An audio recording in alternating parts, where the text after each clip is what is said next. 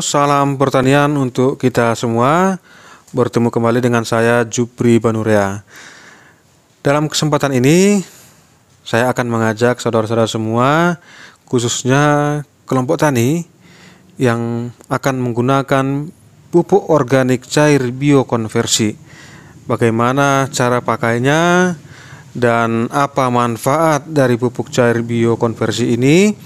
Silahkan simak bersama kita.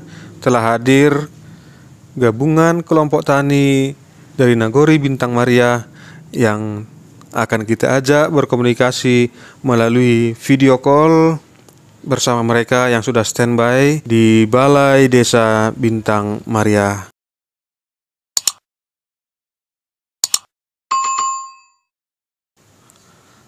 Nah, Horas Beninasyam Bapak Inang, terima kasih sudah hadir di dalam penyuluhan online kita pada hari ini, yang mana kita akan membahas mengenai manfaat dan cara penggunaan pupuk organik biokonversi yang tidak salah dalam penggunaannya, supaya benar-benar bermanfaat kepada Bapak Ibu semua. Saya akan menjelaskan kepada Bapak Ibu bagaimana cara penggunaannya. Namun sebelumnya saya akan menerangkan tentang produk ini. Yang pertama adalah pupuk hayati biokonversi mengandung unsur hara yang lengkap dan juga mengandung hormon, mikroba dan pestisida organik. Itu adalah kandungan secara umum daripada biokonversi ini. Dan dengan menggunakan biokonversi dapat mempercepat pertumbuhan dan meningkatkan produktivitas. Artinya ketika tanaman kita diaplikasikan menggunakan biokonversi, maka pertumbuhannya akan seragam dan lebih cepat perkembangan vegetatifnya, dan juga dapat meningkatkan produksi dari tanaman.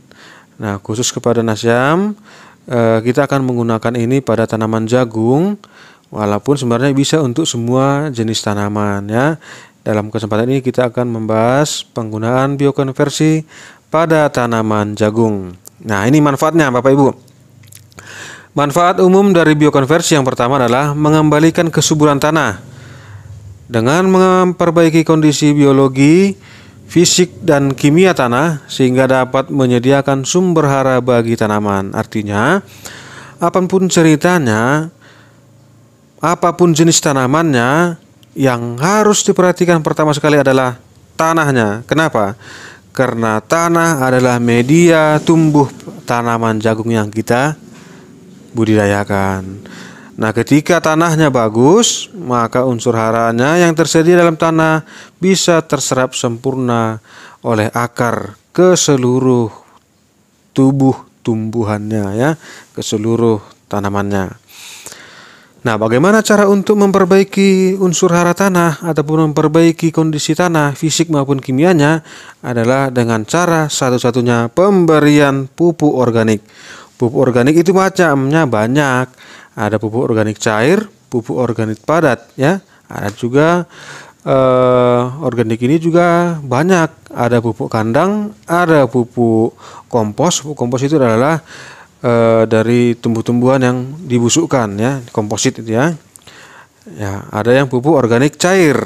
Ya, salah satunya pupuk organik cair adalah pupuk biokonversi. Yang kedua, manfaat biokonversi tadi adalah meningkatkan kapasitas tukar kation dan sistem aerasi dalam tanah. Ya, perlu saya sampaikan bahwa di tanah ini pun mengandung energi listrik ya, kation dan anion ya, mengandung energi positif dan energi negatif. Nah, salah satu cara untuk mengetahui tingkat kadar kation anion dari tanah itu adalah dengan menggunakan uji listrik. Ada alatnya itu, dengan menggunakan bola lampu pijar, kemudian dicolokkan ke listrik, kemudian ada juga colokannya ke dalam tanah. Semakin terang cahaya lampu pijar, maka semakin suburlah tanah tersebut. Karena apa? Karena kation dan anion ataupun unsur hara listrik yang ada, unsur listrik dalam tanahnya itu tinggi. Kenapa kation anion perlu? Karena itulah yang akan menyampaikan atau menyalurkan unsur hara ke dalam seluruh tubuh tanaman. Sampai di sini jelas ya Bapak Ibu ya? Baik, kita lanjutkan. Yang ketiga, manfaatnya adalah meningkatkan kemampuan daun menarik unsur hara dalam proses transportasi unsur hara dari akar dan merangsang pertumbuhan akar, batang, daun agar berkembang sempurna serta memperpanjang usia akar. Nah, kalau sudah tersedia unsur hara di tanah, itu bukan cukup sampai di situ. Yang harus diperbaiki berikutnya adalah, yang harus diperhatikan adalah kemampuan akar untuk menyerapnya. Kenapa? Tidak mungkin daun yang makan langsung dari tanah, ya. Jadi yang menyerap unsur hara dari tanah itu adalah akar. Nah, jadi kalau bagus perakaran dari tanaman kita, maka semakin banyak dia bisa menyerap unsur hara dalam tanah, dan semakin banyak yang bisa dimasak oleh daun melalui proses fotosintesis, maka semakin banyak pula lah zat-zat hara yang bisa disalurkan ke seluruh tumbuhan yang kita budidayakan. Nah, khusus untuk jagung dia mulai dari dia umur 8 hari sampai nanti ke umur panen, batangnya kuat, akarnya kokoh, penyerapan unsur haranya sempurna, proses pemasakan makanan dalam daun sempurna, dan proses penyaluran makanan ke seluruh permukaan tanaman sampai kepada pembentukan buah. Jika sudah baik dilakukan, maka hasil produktivitasnya, hasil produksinya akan meningkat. Yang berikut, memacu mitosis jaringan meristem pada titik tumbuh pucuk, kuncup, bunga, dan astolon. Artinya ini adalah pertumbuhan vegetatifnya ya. Pertumbuhan vegetatifnya. Jadi kalau pertumbuhan vegetatifnya bagus, maka pertumbuhannya akan lebih cepat ya. Dan serempak ya, sama pertumbuhannya rata. Nah, yang berikut, meningkatkan daya tahan tanaman, terutama melindungi akar terhadap serangan hama dan penyakit. Ini penting ini Bapak Ibu. Di tanah ini tersedia banyak sekali unsur hara misalnya, tetapi juga ada juga bakteri, penyakit-penyakit yang ada di tanah. Kita tidak bisa melihatnya secara kasat mata, tapi kalau kita menggunakan mikroskop, kita bisa melihat bakteri-bakteri apa yang ada di tanah. Nah, salah satu cara untuk mengatasi tanah kita yang mungkin mengandung bakteri yang merugikan tanaman kita dan sumber-sumber penyakit yang dapat menjangkit pada tanaman kita adalah dengan menyiramkan atau menyemprotkan biokonversi ini ke permukaan tanah. Kenapa? Karena biokonversi ini dapat membantu mensterilkan tanah dari bakteri dan sumber-sumber penyakit. Kenapa? Nah, ini simak terus video ini ya.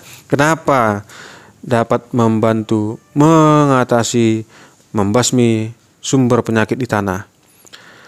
Yang berikutnya adalah meningkatkan daya tahan tanaman dari racun logam berat. Nah, jika tanah yang kita tanami jagung ini adalah sebelumnya digunakan untuk bertanaman lain yang banyak menggunakan pestisida kimia, resikonya adalah keracunan logam berat. Kenapa? Dari kebanyakan bahan aktif dari pestisida itu adalah dari logam berat. Nah, tanah yang sudah teracuni, maka akar akan terganggu dalam penyerapan unsur hara.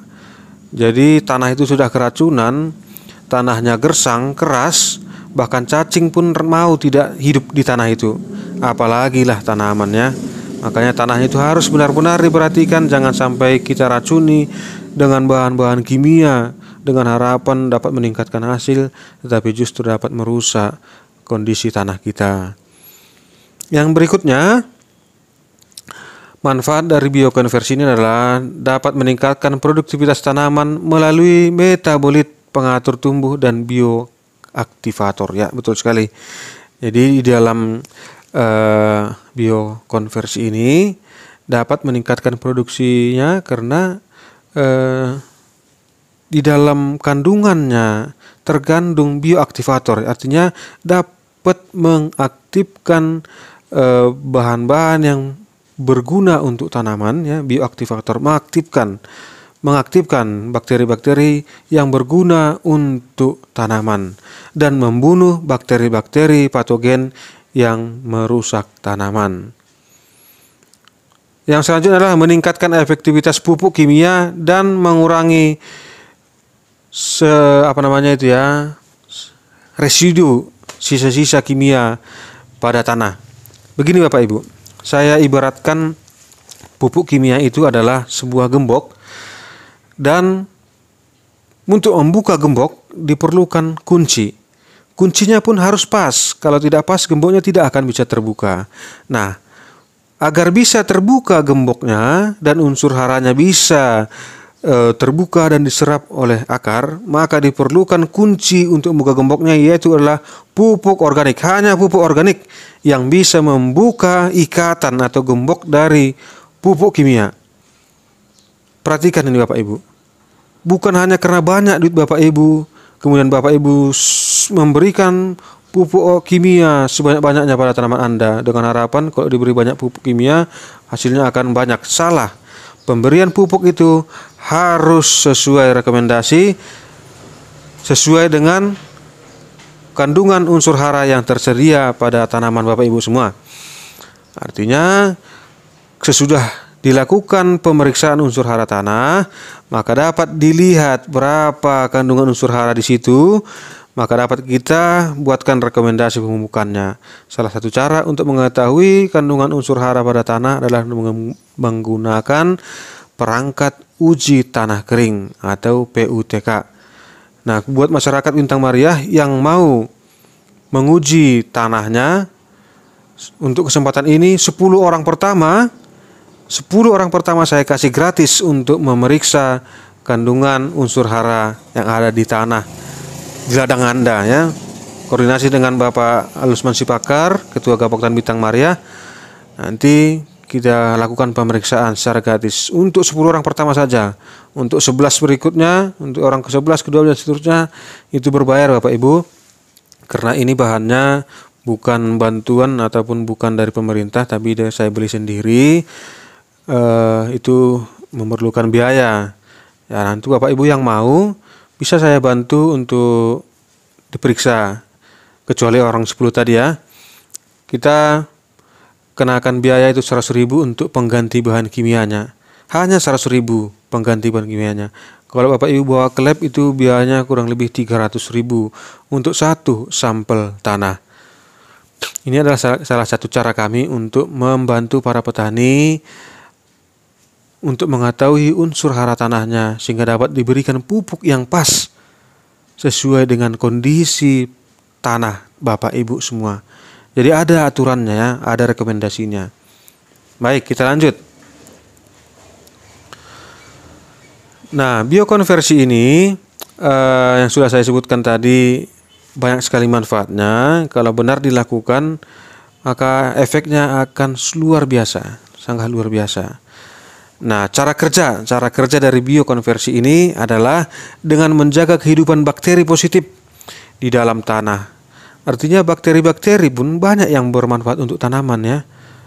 Karena bakteri ini berguna untuk, kalau di tanah itu untuk mengurai. Bakteri sebagai pengurai sehingga unsur-unsur hara bisa lebih mudah untuk diserap tanaman.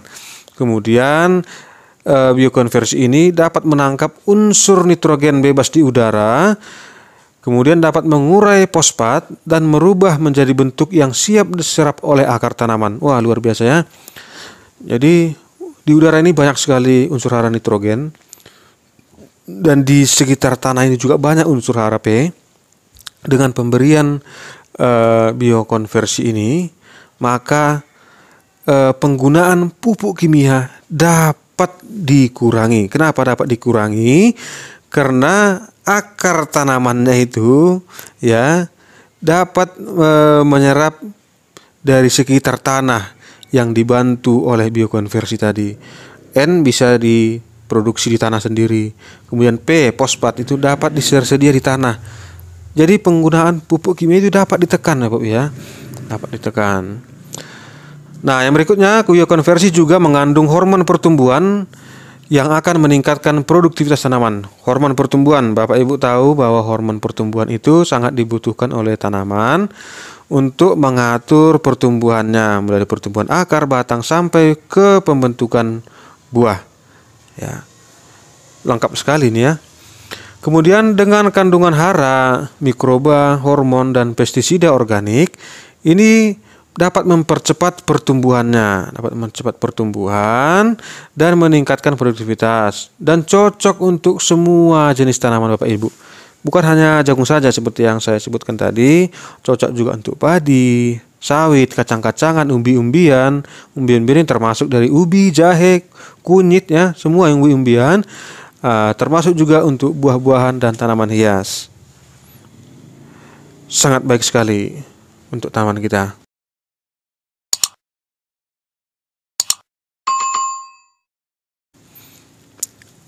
Nah, ini dia nutrisi yang terkandung dalam pupuk biokonversi. Di antaranya unsur hara makro. Unsur hara makro kan Bapak Ibu sudah tahu ya, itu adalah NPK, nitrogen, fosfat, dan kalium. Itu banyak terkandung di pupuk kimia itu ya. Tapi ini adalah mengandung pupuk yang organik. Kemudian mengandung unsur hara mikro seperti zat besi, mangan, tembaga, seng, dan mengandung juga mikroba majemuk yang bermanfaat bagi tanah dan tanaman. Ya, mikrobanya ini ada banyak ya, mikrobanya seperti Rhizobium, Azotobacter, Azospirillum, Pseudomonas, Lactobacillus. Kemudian ada penambat nitrogen, pelarut fosfat. Nah, selain itu juga mengandung hormon zat pengatur tumbuh seperti auksin, giberelin, dan sitokinin. Wah, lengkap sekali. Ya, ini zat PT ini merangkum 3 untuk akar, batang, buah. Kemudian untuk merangsang pertumbuhan dan perkembangan tanaman, akar, batang, daun, bunga, dan buah. Kemudian dia mengandung fungisida organik ya, seperti trichoderma. Trichoderma ini adalah fungisida ataupun jamur pembunuh jamur. Wah, luar biasa. Jamur pembunuh jamur. Dan mengandung insektisida organik juga ya, yang akan bekerja secara sistemik dan meningkatkan ketahanan tanaman terhadap serangan hama penyakit. Jadi sistemik ini artinya dia bekerjanya secara perlahan tapi terus menerus efeknya kepada tanaman itu agar tidak terserang oleh penyakit.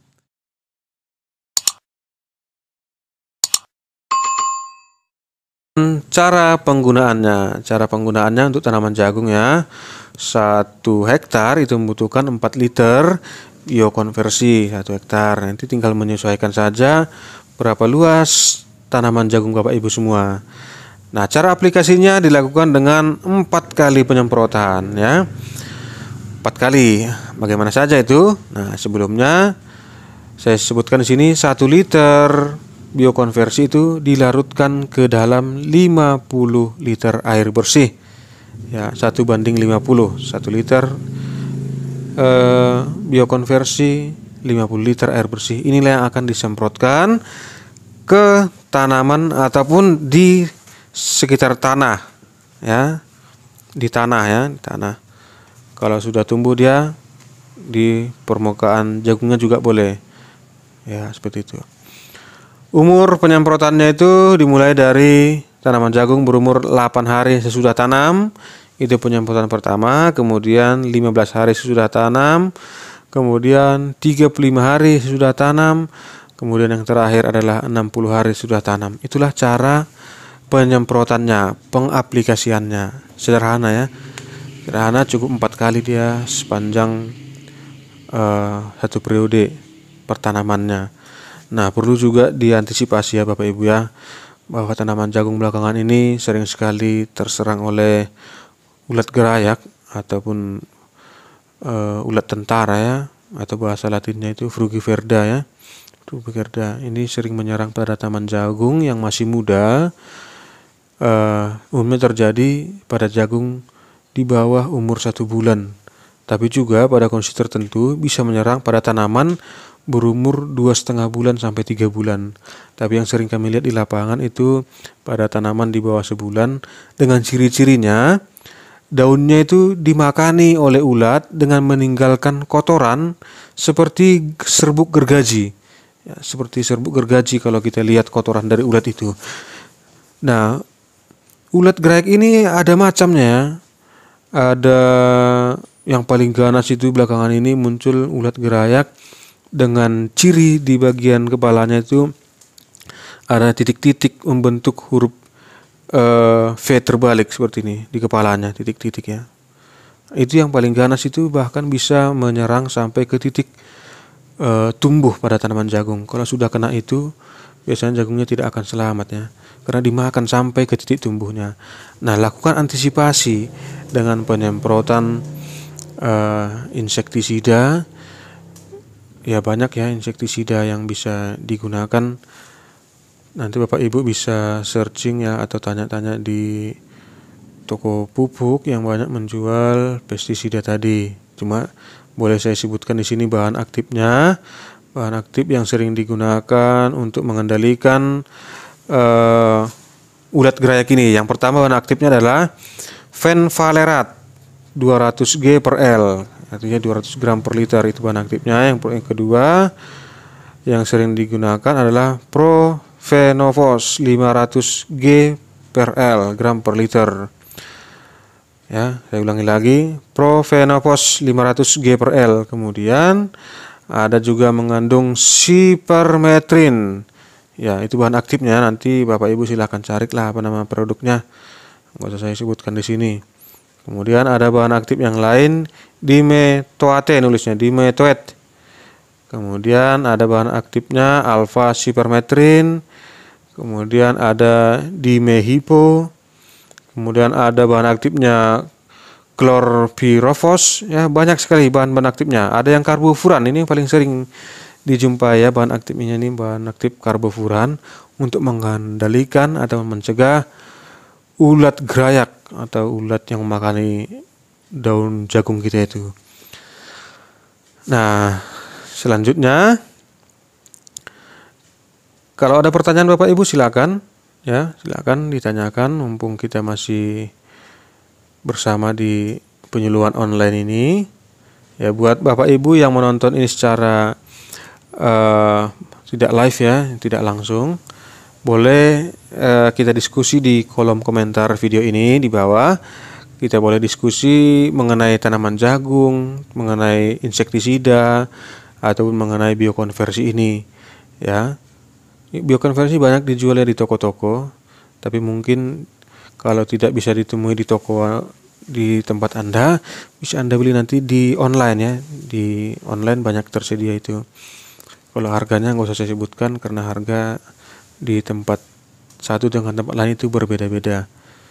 Oke. Itulah penjelasan saya mengenai penggunaan biokonversi. Semoga bermanfaat untuk Bapak Ibu semuanya dan selamat menggunakan. Semoga hasil panennya berlimpah dan jangan lupa untuk tetap memperhatikan kondisi pertanaman Bapak Ibu. Kalau saya menyebutkan bahwa Bapak Ibu semua adalah sebagai peneliti. Petani itu adalah sebagai peneliti. Petani sebagai pengusaha. Petani sebagai manajer. Kenapa? Bapak Ibu lah yang paling tahu apa yang dibutuhkan di ladang Bapak Ibu. Bapak Ibu lah yang paling tahu bagaimana kondisi pertanaman Ibu. Termasuk dalam berbelanja produk-produk insektisida, pestisida lainnya, termasuk kebutuhan pupuk, Bapak yang paling tahu Kalau Bapak tanya pun misalnya di toko pupuk, kalau mereka tidak melihat foto atau video pertanaman Bapak Ibu, maka solusinya belum tentu bisa tepat sasaran ya. Makanya kalau Bapak Ibu mau konsultasi atau mau belanja ke toko pupuk, sebisa mungkin bawa video, rekam dulu kondisi tanaman Anda, rekam, jelaskan di video itu apa kondisinya, kemudian sampaikan kepada penyuluh ataupun konsultan pertanian ataupun kios-kios pupuk supaya tahu memberikan solusi. Demikian ya, supaya tidak asal-asal memberi resep ataupun memberikan bahan kimia pestisida ya pada tanamannya. Nah, demikian penyuluh online kita ini pada hari ini. Semoga bermanfaat untuk Bapak Ibu semua. Jika ada salah tutur kata saya, mohon dimaafkan, dan saya berharap pertanian Bapak Ibu semuanya bisa berhasil, hasilnya melimpah, dan juga harganya mahal ya, meningkat ya, supaya kebutuhan hidup bisa terpenuhi, apalagi dalam masa pandemi COVID-19 pada hari-hari ini yang tidak mendukung atau sering sekali mengacaukan perekonomian kita. Ya, tetap sabar dan tetap kuat, tetap jaga imun tubuh kita ya, minum obat vitamin dan makan buah-buahan yang banyak ya, makan buah-buahan supaya kita tetap fit dalam bekerja, sebab pertanian itu tidak boleh mati. Pertanian itu harus tetap hidup, karena petani adalah penyangga tatanan nasional Indonesia. Tetap semangat para petani, khususnya Dolok Masagal. Tetap melakukan komunikasi yang baik dengan petugas kita di lapangan. Jangan pernah puas dan jangan pernah malu di dalam melakukan diskusi maupun konsultasi. Demikian salam pertanian dari saya, Jupri Banuria, selaku koordinator di Balai Penyuluhan Pertanian Kecamatan Dolok Masagal, Kabupaten Simalungun. Horas, horas, horas.